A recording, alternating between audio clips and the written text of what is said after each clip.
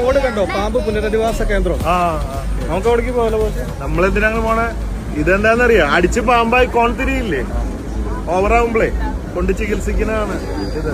നമ്മളെന്താ അതിന് ഇന്ന് പൂജയല്ലേ, ബോച്ചെ പബ്ബെല്ലാം മുടക്കാണല്ലോ.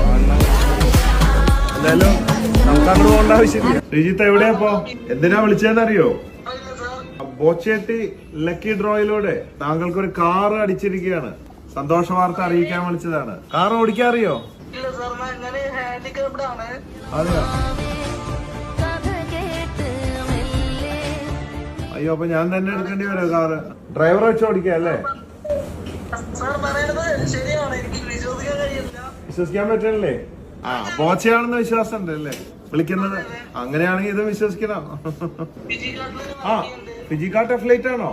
ഓ, നമുക്ക് ഫിജിക്കാട്ടല്ല, അപ്പൊ അത്യാവശ്യം വരുമാനം ഉണ്ടാവും. ഡ്രൈവറെയൊക്കെ വെച്ച് ഓടിക്കാലോ. പിന്നെന്താ, വിൽപ്പനക്കാരനും അടിച്ചല്ലോ കാറ്, അത് നന്നായി. ഉപഭോക്താവിന് മാത്രമല്ല, നിങ്ങൾ ഉപഭോക്താവും വിൽപ്പനക്കാരനുമാണ്. കല്യാണം കഴിച്ചിട്ടുണ്ടോ? കഴിക്കണ്ടേ? എന്താ കള്ളച്ചിരിയൊക്കെ? അത് വേറെ എന്തെങ്കിലും ഒപ്പിച്ച് വെച്ചിട്ടുണ്ടോ? വേറെ കീപ്പോ സ്റ്റെപ്പിനെ വല്ലതും ഉണ്ടോ? അതിനെന്താ കല്യാണം കഴിക്കണേന് എത്ര പേര് കഴിക്കുന്നു? ഹാൻഡിക്യാപ്ഡ് എന്ന് പറഞ്ഞ മനുഷ്യനല്ലേ നമ്മളൊക്കെ. എന്റെ അനിയന് കയ്യില്ല ജന്മനാല്. ഇപ്പൊ സമയമായി, സൗഭാഗ്യങ്ങൾ വരും, കാറ് വരുന്നു, പെണ്ണ്, ഇങ്ങനെ ഓരോന്നോരോന്നായിട്ട് ഇങ്ങനെ വരികയാണ്. സമയം തെളിഞ്ഞുകൊണ്ടിരിക്കുക.